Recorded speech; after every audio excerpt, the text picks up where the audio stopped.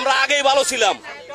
ওই আবার শেখ হাসিনার আইন আবার বহন্য দরকার, ওনারা দিয়ে দেখান দরকার যে দেশকে আমরা চালাই। দেখো একবারে স্বাধীন করে উল্টে এলাইছে দেশের। কিছু কিছু দেশের লেগে মাত্র 10-15টা মানুষের লেগে আজকে দেশের এই অবস্থা। আগেই ভালো ছিলাম, আগেই ভালো ছিলাম। আগে সব জিনিসের দাম কমা ছিল, এখন সব জিনিসের দাম বাড়তি। একেবারে দেশ স্বাধীন করে কি করছে? মানুষের কষ্ট আরো বাড়াই দিছে।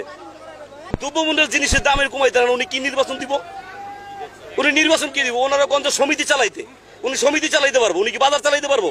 50 বার টাকাটা গুনছি যে মিলাইতে পারবো কিনা তরকারি, 50 বার গুনছি আর কিনছি। তো এইভাবে কি বাজার করা যায়? 2 ঘন্টার উপরে করতেছি, এত দাম। যে জায়গা যায় 120 টাকা, 100 টাকা, 150 টাকা সব কেজি। কেমনে কিনুম? কয় টাকা কাম করবো, কয় টাকা খাইবো মানুষ? এত দাম হইলে 120 টাকা পেঁয়াজের কেজি, 120, একটু ভালো দিতে গেলে 120 টাকা, আর হলো 110 টাকা নিম্নমানের। কেমনে নিব মানুষ? কন চাউল কিনতে গেছি, আগে নিছি আপনার মনে করেন 1600 টাকা বস্তা নিছি, এখন নিলাম 1800 টাকা, 1900 টাকা বস্তা, 2200 টাকা বস্তা। কেমনে কিনবো? একটা বস্তা যদি 500 টাকা বাড়তি হয় কেমনে কিনুম? মানুষ খাইব কি?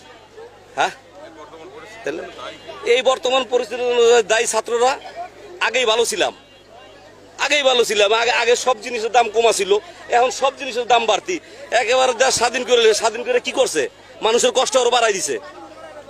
আর কি করবো? হ্যাঁ, কষ্ট বাড়ছে না। আপনি এখন আগে বাজারে আইলে মনে করেন যে দেখেন না, মনে হয় যে 50 বার টাকাটা গুনছি যে মিলাইতে পারবো কিনা তরকারি, 50 বার গুনছি আর কিনছি। তো এইভাবে কি বাজার করা যায়? আগে পকেটে পয়সা থাকতো, বাজার করতাম, দিতাম। আর এখন কতবার 50 বারের উপরে টাকাটা গুনছি যে আমি মিলাইতে পারুম কিনা বাজার। এটা কি স্বাধীন দেশ? একবারে স্বাধীন করে উল্টে এলাইছে দেশের। কিছু কিছু দেশের লেগে মাত্র 10-15টা মানুষের লেগে আজকে দেশের এই অবস্থা।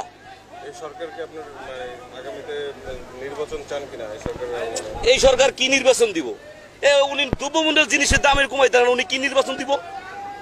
উনি নির্বাচন কি দিব? ওনারা কোন সমিতি চালাইতে, উনি সমিতি চালাইতে পারবো? উনি কি বাজার চালাইতে পারবো? দেশ চালাইতে পারবো?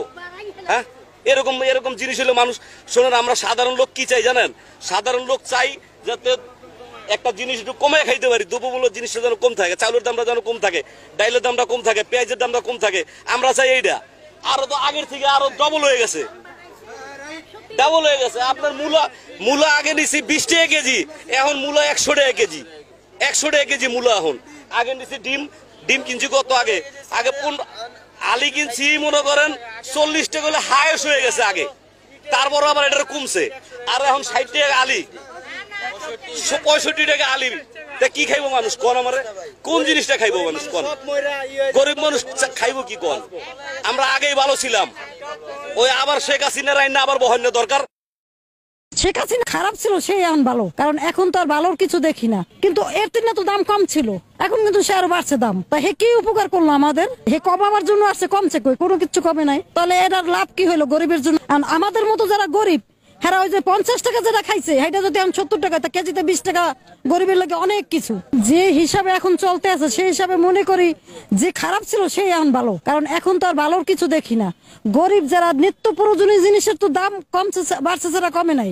আন্দোলন না করাই ভালো ছিল।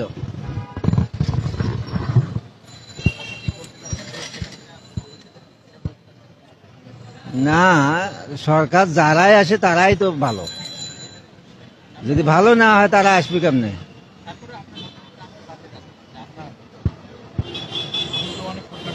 হ্যাঁ, না, হাসিনা ভালো ছিল, হাসিনা ভালো ছিল। সাধারণ মানুষের জন্য হাসিনাই ভালো ছিল।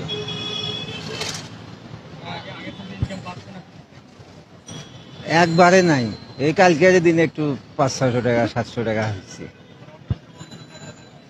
হ্যাঁ,